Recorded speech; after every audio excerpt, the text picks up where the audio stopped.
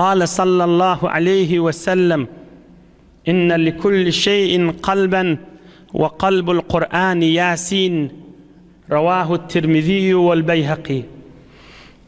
Peygamberimiz aleyhissalatu vesselam aydıptır, her zatın kalbi vardır, her zatın merkezi vardır, her zatın bir üyüşüp duran, hüküm alıp duran yeri vardır. Kur'an-ı Kerim'in de kalbi Yasin şeriftir deyiptir. Yasin suresi Peygamberimiz aleyhissalatu vesselam kalbi Kur'an deyiptir şuna. Kur'an-ı Kerim'in yüreği deydi.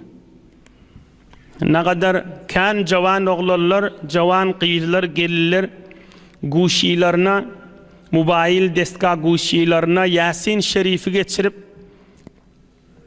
maşinlerin içinde yollarda yatacak vaktlarını eşitip, Yasin şerifi yat tuttular. Barakallah şolara. Yasin şerifi yüzünden bildiler. Barakallah şolara. O ne kadar kan tanıyan adamlarımız var, görüyen adamlarımız var, işleyen adamlarımız var. Kadelerde ya günü bir gaytar Yasin şerif okuyuyala. Barakallah şolara. Allah hemmelerinin kabul edip dünya ahiretlerine çırav olsun. Resulullah aleyhissalatu vesselam Yasin suresine Kur'an-ı Kerim'in kalbidir diyeydiptir. Kale sallallahu aleyhi ve sellem اقرأوا على موتاكم ياسين رواه الإمام أحمد وأبو داود وابن ماجه وابن حبان والطبراني والحاكم والبيهقي والطيالسي والنسائي وابن أبي شيبة. Peygamberimiz aleyhissalatu vesselam aydıptır, ey ummetim deyiptir, ölüyünüze Yasin okuyun deyiptir. Ölüyünüze, ayrılan adamınıza Yasin okuyun deyiptir. Bu näme diýdiği bolýar? Ölüyünüze Yasin okuyun diýdiğinin manasy näme bolýar? Muni büyük ulamalar, dağyal ulamalar mun iki mana berýärler. Bir manasa özünün zahir görünüp duran manasy.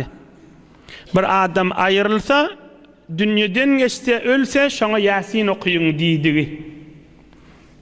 قال العلامة البدر الحنفي في الحديث الشريف يدل على أن الميت ينتفع بقراءة القرآن الكريم عنده كذا في عمدة القاري شرح صحيح البخاري.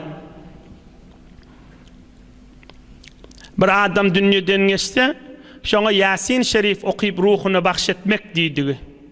Ya Yasin şerif şoň kabrinin maşynyna ya yuwulypdyr, kefene jaýlanypdyr, öýde ýaty, cenazasy ya okulypdyr ya okulmandyr.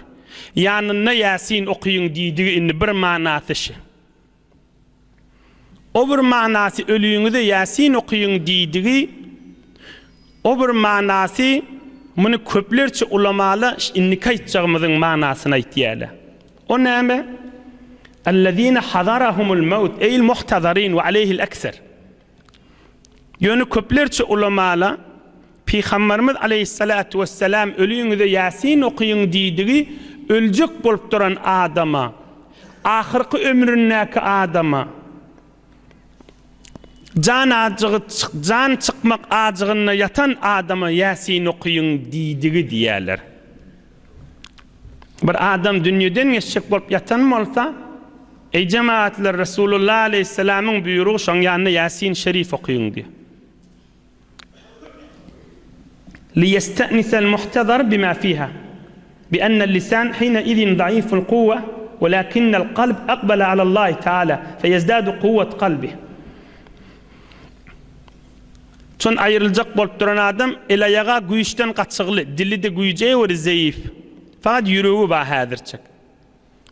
O hem sen Yasin okuysan yüreğine kuvvet bolur. Ola kalbi Kur'an Yasin'e. Sen Yasin okuysan ol yatan adamın yüreği kuvvet alır diptir. O hem ruh rahat çıkmağına sebep bolur, imanına gaim bolur diptir. Yine ayrılacak bolup duran adama da Yasin okuyun diýdigi bolly manasy. Onun için Peygamberimizden rivayet gelýär.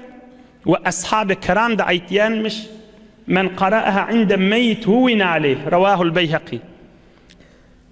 Ayrılacak bolup duran adamın yanına Yasin Şerif okuysan, ruhu rahat çıkar diýenmişdikler.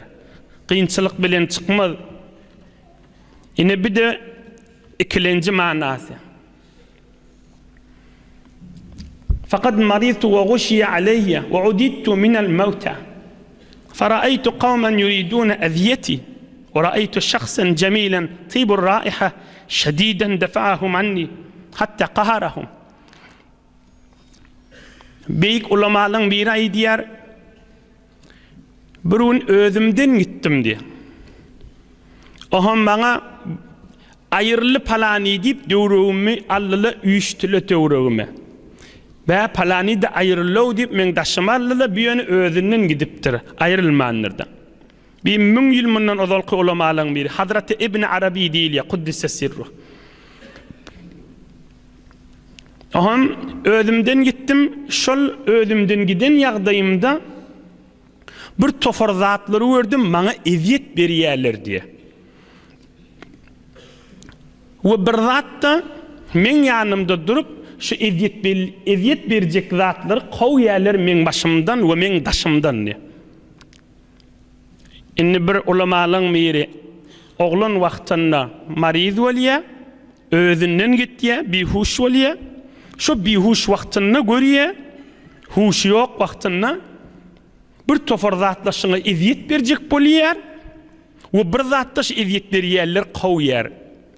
Şu kowyp duran atyrly owadan güýjüken bir zat.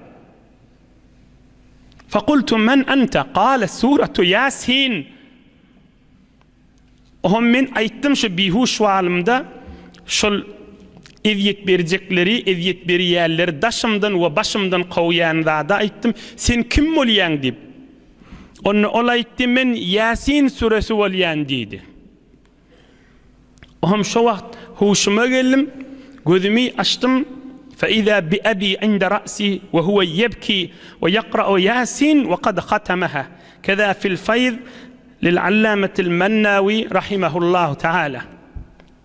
Gözümü açtım diye görsem dadem gözünden yaş akdırıp men baş ucumda Yasin okap duranmış diye. Ine Yasin tamam etip duran vaktimiş diye. Şol men yatiqam. Şu men ruhumu eziyet berip duran. Şu bihuş, huşum yok bolup özümden gidip yatan vaktimde şu ruhuma canımı eziyet verecek bolup duran zatları şoň okap duran Yasin Şerifi men başımdan sowardy diye. Ine Peygamberimiz aleyhissalatu vesselam ölüğünüzde Yasin okuyun diýäniniň bir magnasy ayrıljak bolup duran adam, gaty kıyınçylykdaky adam, huşdan giden adam şu ýagdaýlary okuyun diýdigi boldy da bir magnasy. Ine bir ulamalyň biriniň kefine aýdyp, aham bu ýerinden çykyp Yasin Şerifiň magnasyna gireň.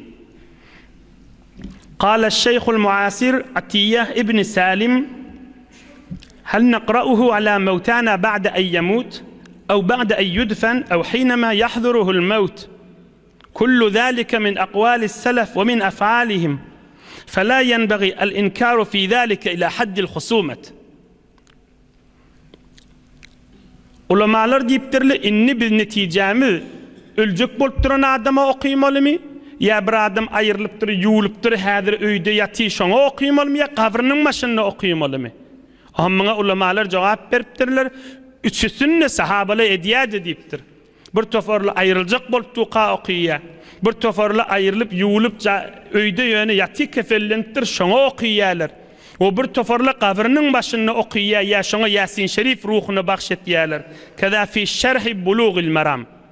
Üçüsü de Bagdatda. Üçüsünü estin Peygamberimiz aleyhissalatu vesselam'ın diýenini etdiğin boljak.